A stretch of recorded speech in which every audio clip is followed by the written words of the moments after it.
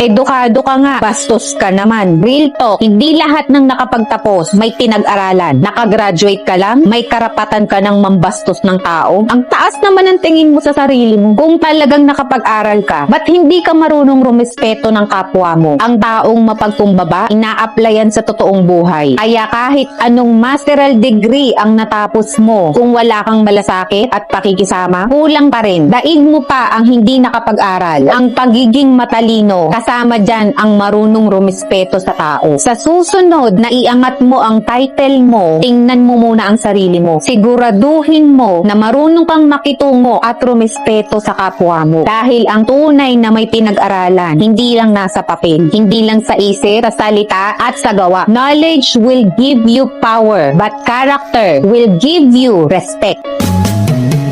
Di ka man lang nag-isip